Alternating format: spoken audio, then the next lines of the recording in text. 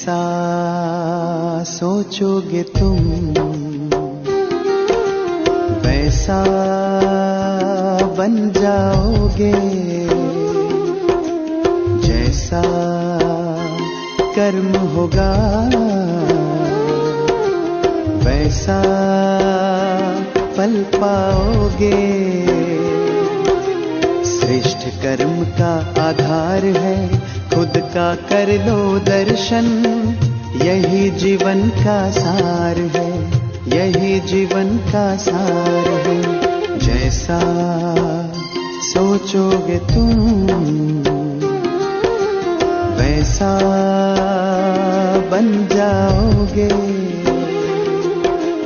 जैसा कर्म होगा वैसा फल पाओगे।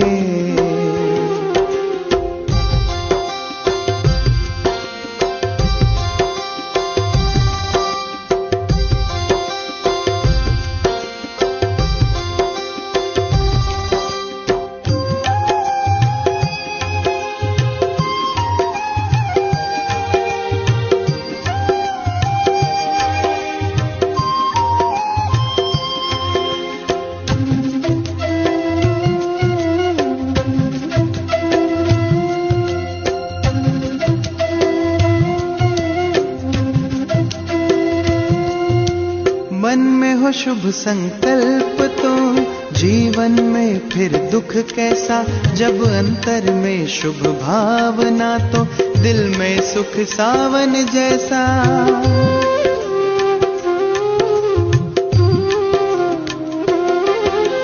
हार कर जो ना हारे जीत उसी की होती है, घनघोर अंधेरे में भी जलती जगमग उसकी ज्योति है।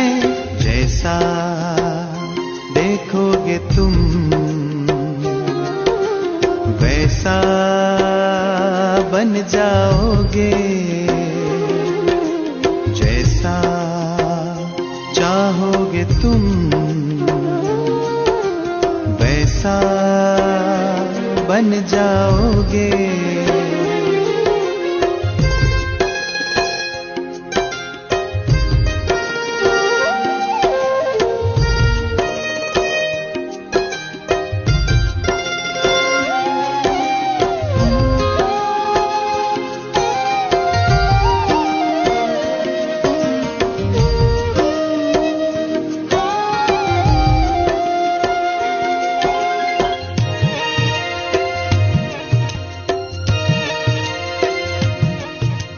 सूरज है तो है किरण, बादल है तो है पवन, प्राण है तो है तन मन, सात सुरों में है सरगम। जो धरती है तो है सागर, जल थल है तो है जीवन, जीवन है तो है भगवन। भगवान के संग समय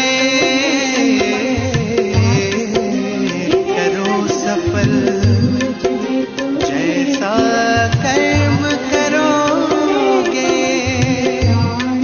वैसा पाओगे फल, जैसा सोचोगे तुम वैसा बन जाओगे, जैसा कर्म होगा वैसा फल पाओगे। श्रेष्ठ कर्म का आधार है खुद का कर लो दर्शन, यही जीवन का सार है, यही जीवन का सार है। जैसा सोचोगे तुम वैसा बन जाओगे, जैसा कर्म होगा वैसा फल पाओगे, जैसा सोचोगे तुम वैसा बन जाओगे जैसा कर्म होगा, वैसा पल पाओगे।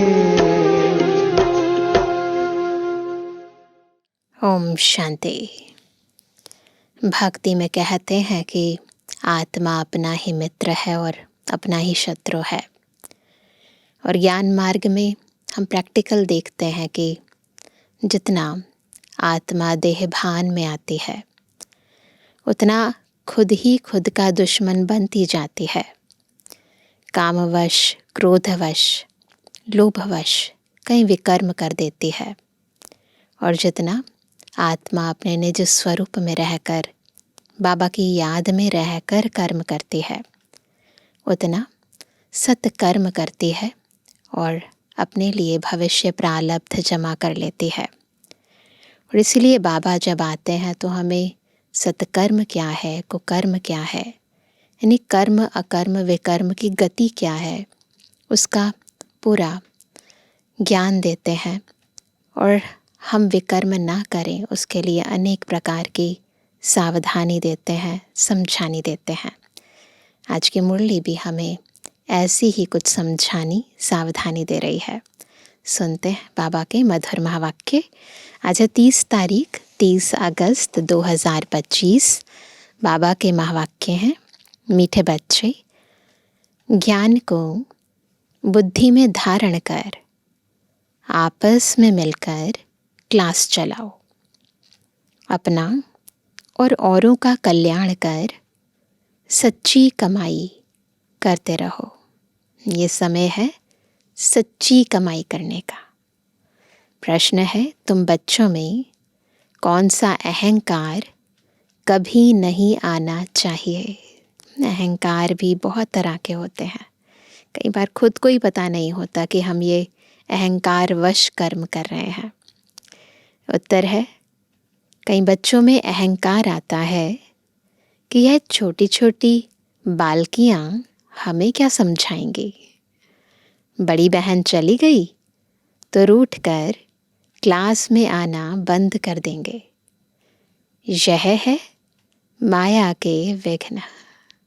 बाबा कहते, बच्चे तुम सुनाने वाली टीचर के नाम रूप को न देख, बाप की याद में रह मुरली सुनो, अहंकार में मत आओ।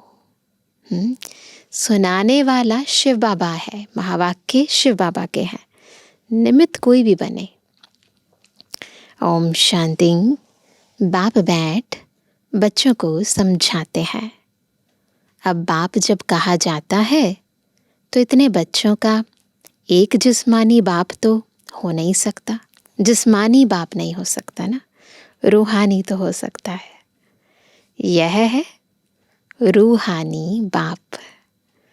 उनके ढेर बच्चे हैं। बच्चों के लिए यह टेप, मुरली आदि सामग्री है। बच्चे जानते हैं अभी हम संगम युग पर बैठे हैं पुरुषोत्तम बनने के लिए। यह भी खुशी की बात है, बाप ही पुरुषोत्तम बनाते हैं। यह लक्ष्मी नारायण पुरुषोत्तम है ना। उनको पुरुषोत्तम किसने बनाया? शिव बाबा ने बनाया। इस सृष्टि में ही उत्तम पुरुष, मध्यम और कनिष्ठ होते हैं। आदि में है उत्तम, बीच में है मध्यम, अंत में है कनिष्ठ।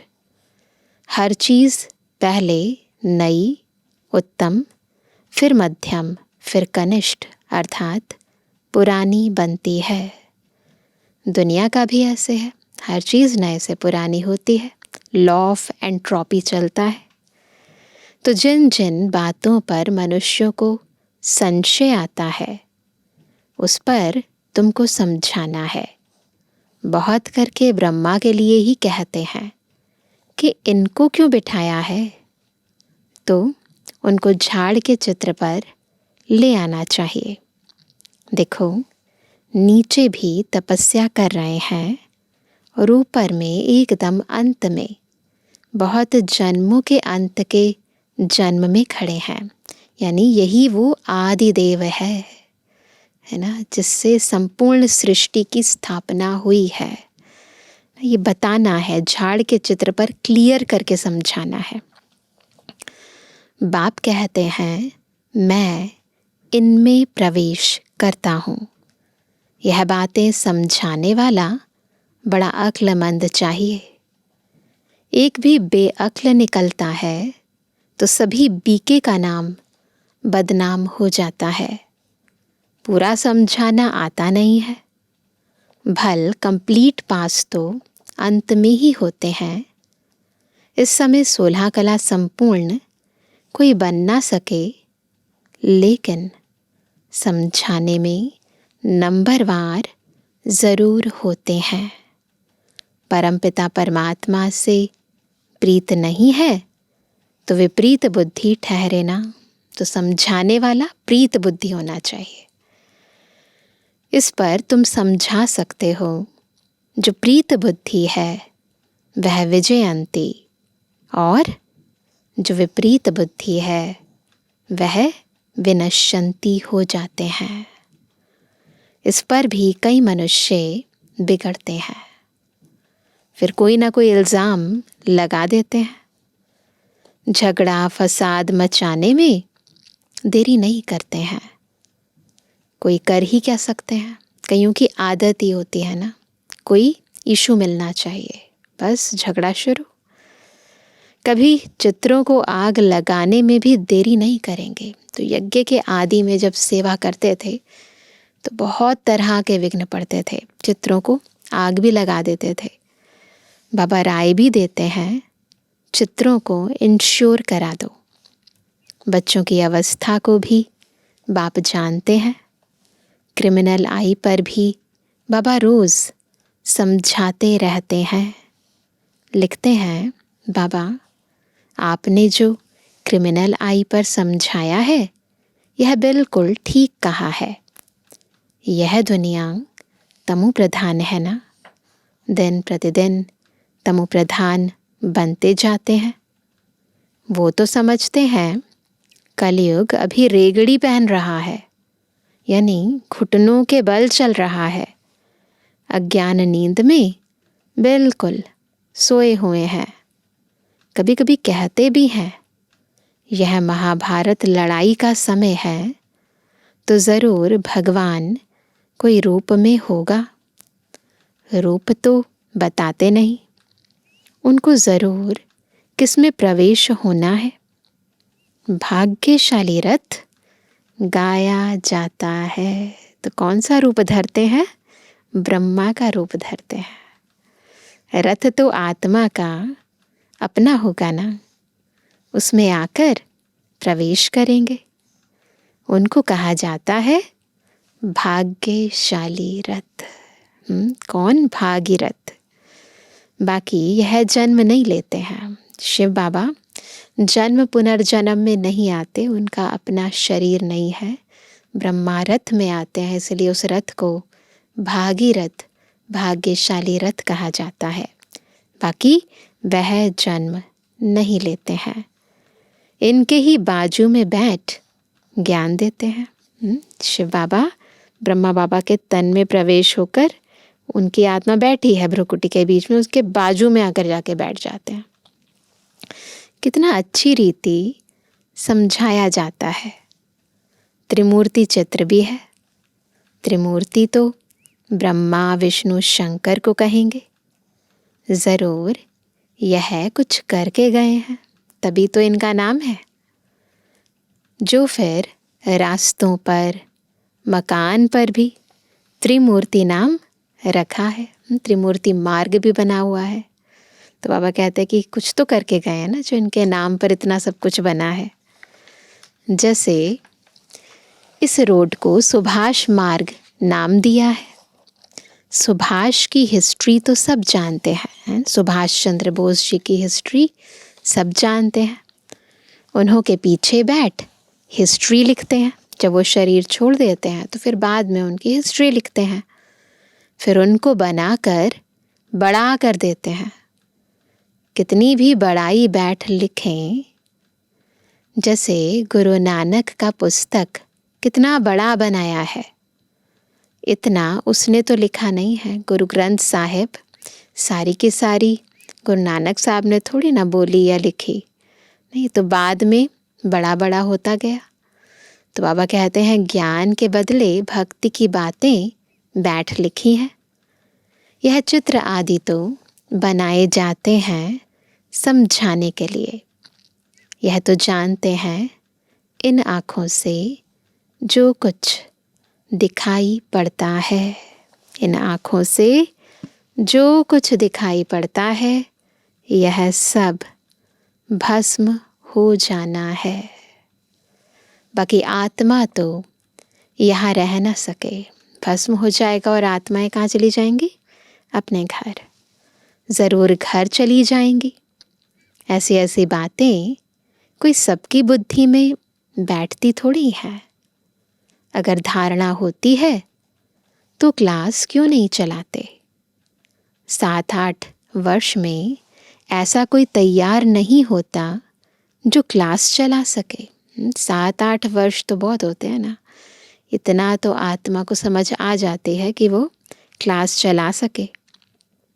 बहुत जगह ऐसे चलाते भी हैं, फिर भी समझते हैं माताओं का मर्तबा ऊंच है, चित्र तो बहुत है, फिर मुरली धारण कर उस पर थोड़ा समझाते हैं। यह तो कोई भी कर सकते हैं, बहुत सहज है। फिर पता नहीं क्यों ब्राह्मणी की मांगनी करते हैं। हर जगह तो बहनें नहीं जा सकती ना, तो वहीं के स्टूडेंट आपस में से एक को निमित्त बनाए तो वो सेवा करे। ब्राह्मणी कहाँ गई तो बस रूठ कर बैठ जाते हैं, क्लास में नहीं आते, आपस में खिटपिट हो जाती है। तो स्टूडेंट की आपस में खिटपिट होती है, जेलसी भी करते हैं। बाबा कहते नहीं है ना, सुनाने वाला शिव बाबा है, निमित्त कोई भी आत्मा बैठी है ना, वाक्य तो बाबा के हैं ना। ये समझना चाहिए अपने आप को इतने ऊंचे ज्ञान से, इतने ऊंचे भाग्य से वंचित नहीं करना चाहिए। मुरली तो कोई भी बैठ सुना सकते हैं ना, कहेंगे फुर्सत नहीं। यह तो अपना भी कल्याण करना है तो औरों का भी कल्याण करना है। अविनाशी कमाई जमा करने के लिए फुर्सत नहीं है, इसका मतलब समझे नहीं है ना। बहुत भारी कमाई है, सच्ची कमाई करानी है जो मनुष्यों का हीरे जैसा जीवन बन जाए। स्वर्ग में सब जाएंगे ना, वहाँ सदैव सुखी रहते हैं। ऐसे नहीं प्रजा की आयु कम होती है, नहीं, प्रजा की भी आयु बड़ी होती है। वह है ही अमर लोक। बाकी पद कम जास्ती होते हैं। तो कोई भी टॉपिक पर क्लास कराना चाहिए। ऐसे क्यों कहते हैं अच्छी ब्राह्मणी चाहिए? आपस में क्लास चला सकते हैं, रड़ी नहीं मारनी चाहिए। कोई कोई को अहंकार आ जाता है। क्या आता है? यह छोटी छोटी बालकियाँ क्या समझाएंगी? माया के विघ्न भी बहुत आते हैं। ऐसा संकल्प आना यानी समझ जाओ ये माया का विघ्न है ना, बुद्धि में नहीं बैठता। बाबा तो रोज समझाते रहते हैं। शिव बाबा तो टॉपिक पर नहीं समझाएंगे ना, वह तो सागर है, उछलें मारते रहेंगे। कभी बच्चों को समझाते, कभी बाहर वालों के लिए समझाते। मुरली तो सबको मिलती है। अक्षर नहीं जानते हैं तो सीखना चाहिए ना। अपनी उन्नति के लिए पुरुषार्थ करना चाहिए। अपना भी और दूसरों का भी कल्याण करना है। अगर इच्छा होती है ना, तो कई बाबा के बच्चे अपना अनुभव सुनाते हैं कि कैसे बाबा भी उन्हें सिखाता है पढ़ना। यह बाप यानी ब्रह्मा बाबा भी सुना सकते हैं ना, परंतु बच्चों का बुद्धि योग शिव बाबा तरफ रहे, इसलिए कहते हैं हमेशा समझो। क्या समझना है? शिव बाबा सुनाते हैं। बुद्धि में याद रहे ये महावाक्य किसके हैं? शिव बाबा के हैं। शिव बाबा को ही याद करो। शिव बाबा परम धाम से आए हैं, मुरली सुना रहे हैं। कितनी ऊंची स्थिति हो जाती है समझते ही। यह ब्रह्मा तो परम धाम से नहीं आकर सुनाते हैं। समझो, शिव बाबा इस तन में आकर हमको मुरली सुना रहे हैं। यह बुद्धि में याद होना चाहिए। यथार्थ रीति यह बुद्धि में रहे तो भी याद की यात्रा रहेगी ना। परंतु यहाँ बैठे भी बहुतों का बुद्धि योग इधर उधर चला जाता है। यहाँ तुम यात्रा पर अच्छी रीति रह सकते हो, नहीं तो गांव याद आएगा, घर बार याद आएगा। मधुबन में तो रह सकते हैं ना। बुद्धि में यह याद रहता है शिव बाबा हमको इसमें बैठ पढ़ाते हैं। हम शिव बाबा की याद में मुरली सुन रहे थे, फिर बुद्धि योग कहाँ भाग गया। ऐसे बहुतों का बुद्धि योग चला जाता है। यहाँ तुम यात्रा पर अच्छी रीति रह सकते हो, समझते हो शिव बाबा परम धाम से आए हैं। बाहर गांवड़ों आदि में रहने से यह ख्याल नहीं रहता है। कोई कोई समझते हैं शिव बाबा की मुरली इन कानों से सुन रहे हैं। ऐसे बैठे हैं कई ना, जिनको ये फीलिंग आती है कि हम बाबा की मुरली इन कानों से सुन रहे हैं, फिर सुनाने वाले का नाम रूप याद ना रहे। यह ज्ञान सारा अंदर का है। ये समझ की बात है सारी। अंदर में ख्याल रहे शिव बाबा की मुरली हम सुनते हैं, है ना। खुद की भी इम्पोर्टेंस बढ़ जाती है कि मुझे कौन पढ़ाते हैं। ऐसे नहीं फलानी बहन सुना रही है, नहीं, शिव बाबा की मुरली सुन रहे हैं। यह भी याद में रहने की युक्तियाँ हैं। ऐसे नहीं कि जितना समय हम मुरली सुनते हैं याद में है, नहीं। बाबा कहते हैं बहुतों की बुद्धि पढ़ते हुए भी सुनते हुए भी कहाँ कहाँ बाहर में चली जाती है। खेती बाड़ी आदि याद आती रहेगी। बुद्धि योग कहाँ बाहर भटकना नहीं चाहिए। किसी का भटक रहा हो तो फिर लेकर आ जाओ बुद्धि को, एकाग्र करो बाबा की मुरली पर। शिव बाबा को याद करने में कोई तकलीफ थोड़ी है, परंतु माया भी तो है ना, याद करने नहीं देती है। सारा समय शिव बाबा की याद रह नहीं सकती और ख्यालात आ जाते हैं। नंबरवार पुरुषार्थ अनुसार है ना। जो बहुत नज़दीक वाले होंगे उनकी बुद्धि में अच्छी रीति बैठेगा। निशानी है कौन नज़दीक वाला है कौन दूर वाला है। सब थोड़े ही 8 की माला में आ सकेंगे। ज्ञान, योग, दैवी गुण, यह सब अपने में देखना है। हमारे में कोई अवगुण तो नहीं है। माया के वश कोई विकर्म तो नहीं होता है। कोई बहुत लालची बन जाते हैं। देखना है लालच तो नहीं है। लालच का भी भूत होता है, लोभ है ना भूत। तो माया की प्रवेशता ऐसी होती है जो भूख करते रहते हैं, है ना। भूख लगी है, चीज़ों को ना इकट्ठा करना, है ना, हमेशा हर चीज़ के प्रति लोभ वृत्ति रखना।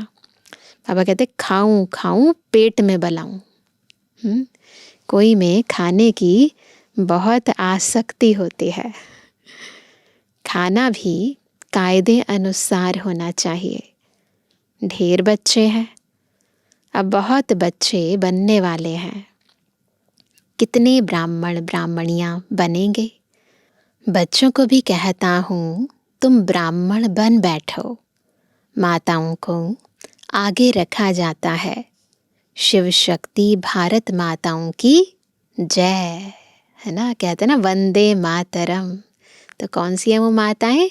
शिव शक्ति सेना। बाप कहते हैं अपने को आत्मा समझो और बाप को याद करो।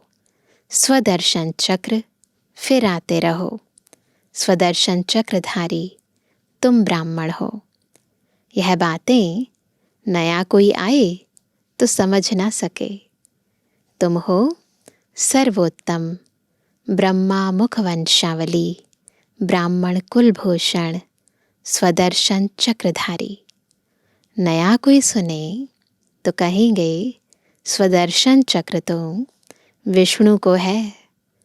यह फिर इन सबको कहते रहते हैं, मानेंगे नहीं। इसलिए नए नए को सभा में अलाउ नहीं करते, समझ नहीं सकेंगे। कोई कोई फिर बिगड़ पड़ते हैं। क्या हम बेसमझ हैं जो आने नहीं दिया जाता है? क्योंकि और सत्संगों में तो ऐसे कोई भी जाते रहते हैं। वहाँ पर ऐसे नहीं होता है कि रेगुलर आए वही बैठ सकते हैं क्लास में। नहीं, वहाँ तो कोई भी जाकर बैठ सकते हैं। वहाँ तो शास्त्रों की ही बातें सुनाते रहते हैं। वह सुनना हर एक का हक है। यहाँ तो संभाल रखनी पड़ती है। यह ईश्वरीय ज्ञान बुद्धि में नहीं बैठता तो बिगड़ पड़ते हैं। इसलिए ध्यान रखना है। चित्रों की भी संभाल रखनी पड़ती है। इस आसुरी दुनिया में अपनी दैवी राजधानी स्थापन करनी है। जैसे क्राइस्ट आया अपना धर्म स्थापन करने, यह बाप दैवी राजधानी स्थापन करते हैं। इसमें हिंसा की कोई बात नहीं है।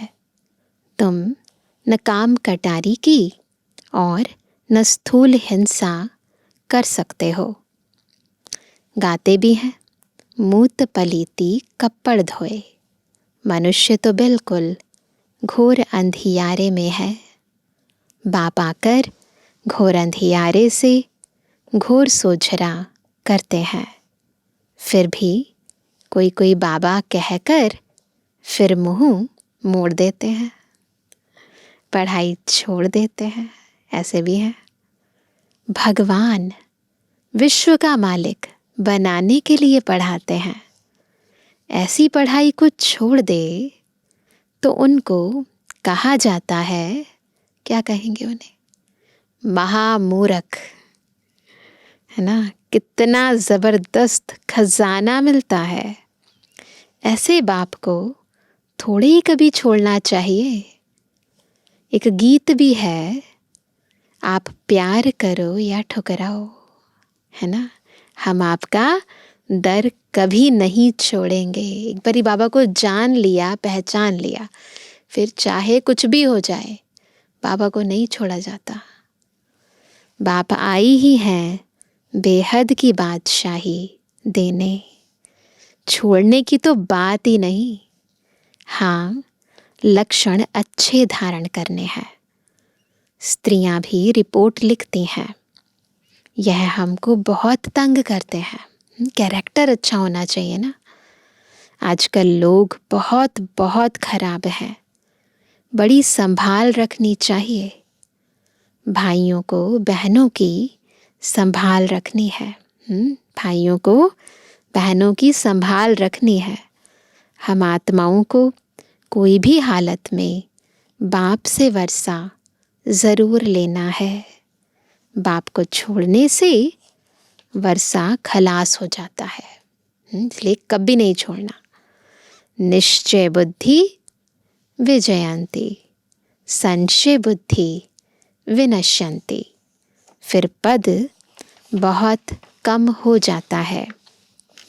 ज्ञान, एक ही ज्ञान सागर बाप दे सकते हैं, बाकी सब है भक्ति।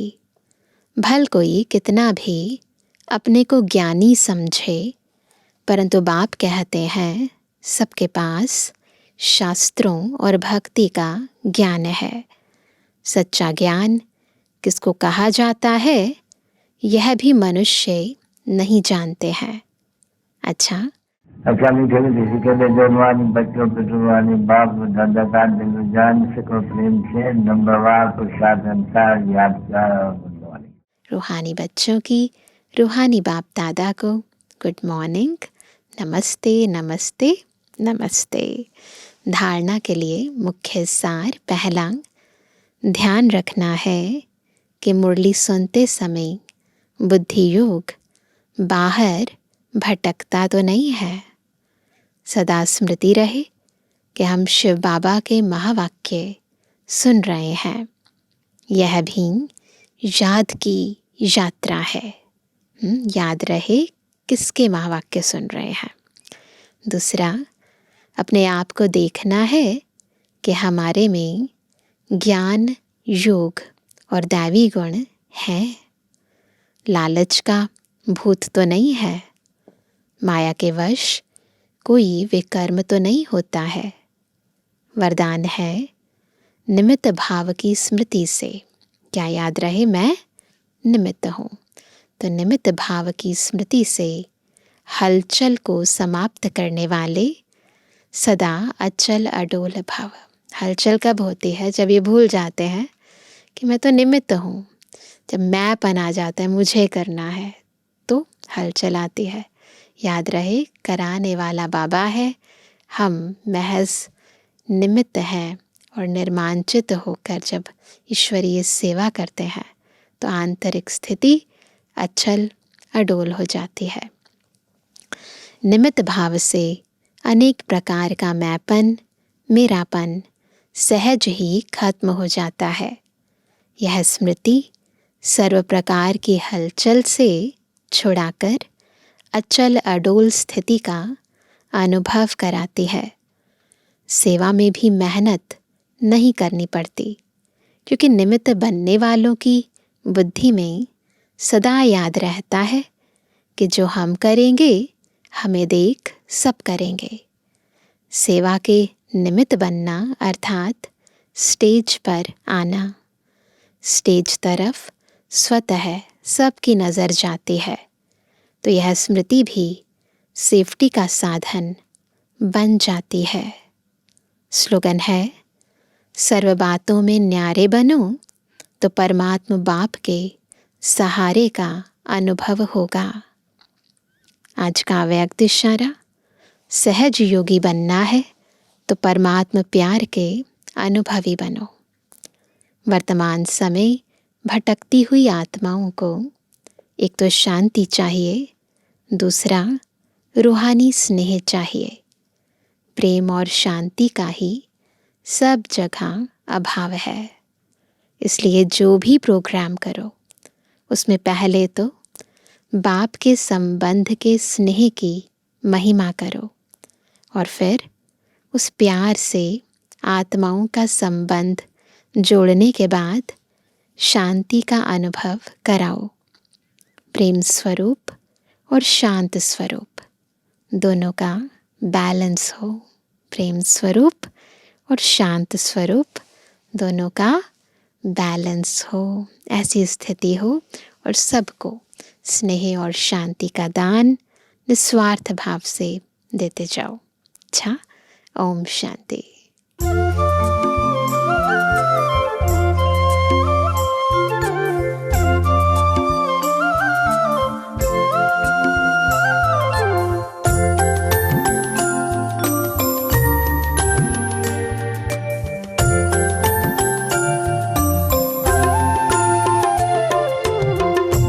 ईश्वर से जो प्रीत लगाए बन जाए वो गुणवान। ईश्वर से जो प्रीत लगाए बन जाए वो गुणवान। ऊंच विचार शुभ कर्मों से, ऊंच विचार शुभ कर्मों से जग में बनता सबसे महान, जग में बनता सबसे महान। ईश्वर से जो प्रीत लगाए बन जाए वो गुणवान, बन जाए वो गुणवान।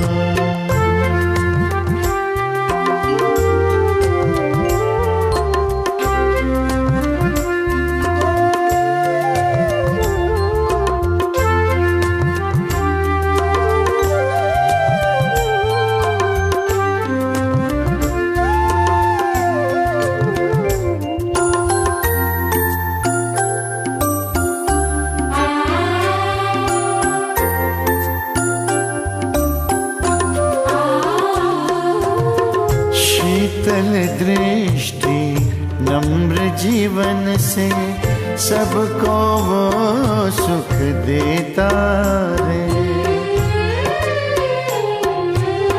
शीतल दृष्टि नम्र जीवन से सबको वो सुख देता है।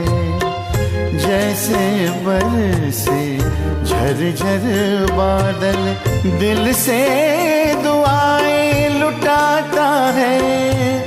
निर्मल चिंतन निस्वार्थ भाव से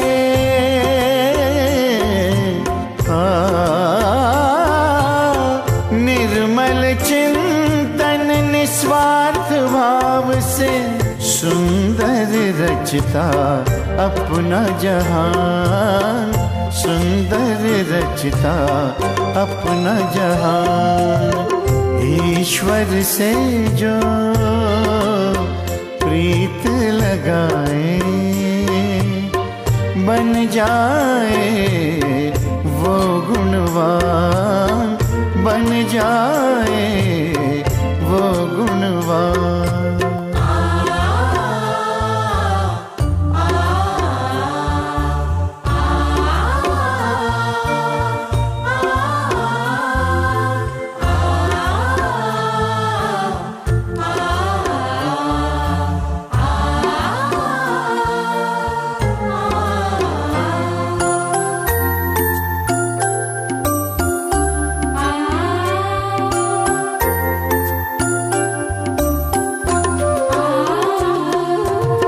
जैसे धार से पत्थर पिघले कष्टों को सह कर खुद को बदले। जैसे धार से पत्थर पिघले कष्टों को सह कर खुद को बदले। दृढ़ता की वो मूरत बनकर चलता विश्व कल्याण पथ पर। उसकी भावना बांटे करुणा,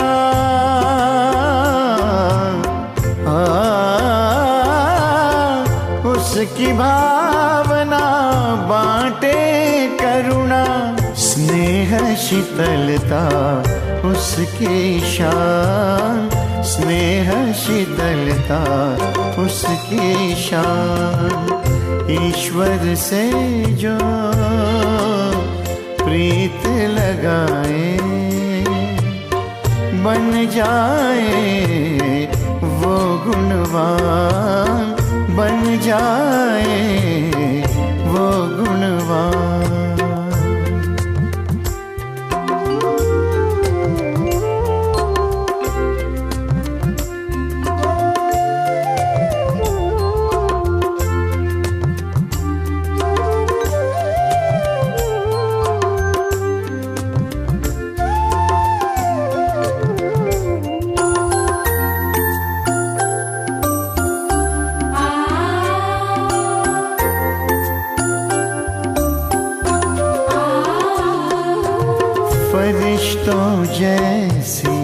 चाल है उसकी, व्यवहार से वो दिव्य दर्पण। फरिश्तों जैसी चाल है उसकी, व्यवहार से वो दिव्य दर्पण। स्नेह की खुशबू सबको देता, पुष्प जैसा उसका मन। उसकी महिमा ये जग गाता,